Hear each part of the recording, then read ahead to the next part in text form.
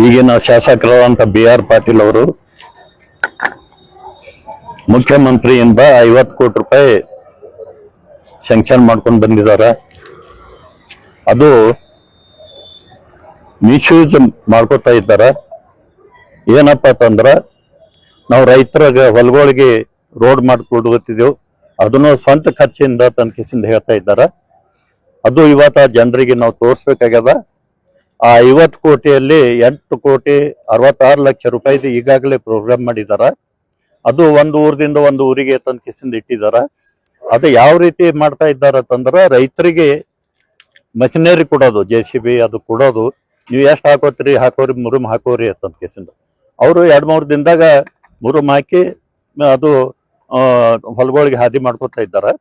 ಅದು ಏನಪ್ಪ ಅಂತಂದ್ರ ಮುಖ್ಯಮಂತ್ರಿಯಿಂದ ಏನು 50 ಕೋಟಿ ರೂಪಾಯಿ ತಂದಿದಾರ, ಅದರಾಗ 8,66,00,000 ರೂಪಾಯಿದು ಇವತ್ತು ಪ್ರೋಗ್ರಾಮ್ ಮಾಡಿದ್ದಾರೆ.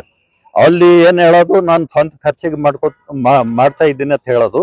ಇಲ್ಲಿ ಇದ್ರ ಪ್ರೋಗ್ರಾಮ್ದಾಗ ಮುಖ್ಯಮಂತ್ರಿ ಅವರು ಇಟ್ಟಂತ ಪ್ರೋಗ್ರಾಮ್ದಾಗ ಇವತ್ತು ದುಡ್ಡು ಎತ್ತಿದ್ದಾರೆ. ಒಂದೊಂದು ರೋಡಿಗೆ ಒಂದು ಊರದಿಂದ ಒಂದು ಊರಿಗೆ 80 ಲಕ್ಷದ, 70 ಲಕ್ಷದ, ಇವತ್ತ 60 ಲಕ್ಷದ, ಈ ತರ ಇವತ್ತು ಇಟ್ಕೊಂಡು 2-3 ಲಕ್ಷ ಅಷ್ಟೇ ಖರ್ಚು ಮಾಡಿ ಉಳಿದ ರೊಕ್ಕ ಎಲ್ಲ ಇವತ್ತು ಗುಳುಮ್ ಮಾಡ್ತಾ ಇದ್ದಾರೆ. ಆ ತರ ಇವತ್ತ ಬಹಳಷ್ಟು ಎಲ್ಲ ಕಡೆ ಇವತ್ತ BR ಪಾಟೀಲ್ರ ಅಣ್ಣನ ಮಗ RK ಪಾಟೀಲ್ರು ಇವತ್ತು ಆಳಂದಲ್ಲಿ ಅವರೇ ಯಾವ್ದೇ ರೋಡ್ ಇದ್ರು ಕೂಡ ಅವರೇ ಪೂಜೆ ಮಾಡೋದು. ಆ ಸರ್ಕಾರದಿಂದ ಬಂದಂತ ಎಲ್ಲ ಇವತ್ತು ಪೂಜೆಗಳು RK ಪಾಟೀಲ್ ಇವತ್ತು ನೋಡ್ಕೊತಾ ಇದ್ದಾರೆ. ಅದಕ್ಕಲ್ದೆ ಇನ್ನೊಂದು 47 ಕೋಟಿ ಎಷ್ಟೋ ತಂದಿದಾರ.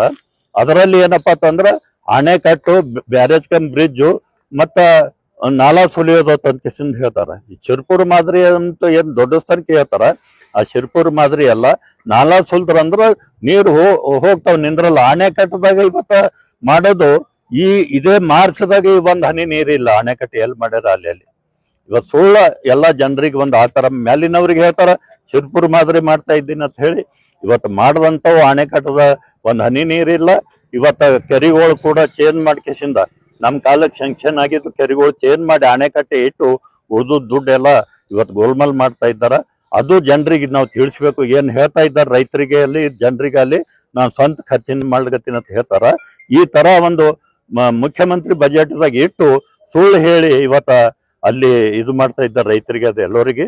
ಅದನ್ನ ತಮ್ಮ ಮುಖಾಂತರ ಇವತ್ತ ಯಾವ ರೀತಿ ಒಂದು BR ಪಾಟೀಲ್ ಅವರ ಅಣ್ಣನ ಮಗ ಇವತ್ತ ದುಡ್ಡ ಎತ್ತಿ ಹಾಕ್ತಾ ಇದ್ದಾನೆ. ಯಾಕಂದ್ರ ಅದು ಏನು 50 ಕೋಟಿ ರೂಪಾಯಿ ತಂದಿದಾರ, ಟೆಂಡರ್ ಮುಖಾಂತರ ಮಾಡೋ ತನಕಿಸಿಂದ ಹೇಳಿದಾರ ಅವ್ರ ಆದೇಶದ. ಆ ತರ ಇಲ್ಲಿ DC ಅವ್ರಿಗೆ ಹಿಡಿದು ಲ್ಯಾಂಡ್ ಆರ್ಮಿ ಕೊಟ್ಟಿದ್ದಾರೆ.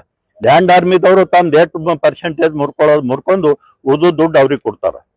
ಅದಕ್ಕೆ ಟೆಂಡರ್ ಮುಖಾಂತರ ಮಾಡಿದ್ರೆ ಕಾಂಟ್ರಾಕ್ಟರ್ಗಳು ಮತ್ತೆ ಟೆಂಡರ್ ಆಗಿ ತಗೋತಾರ ಬಾ ತನಕಿಸಿದ್ದ.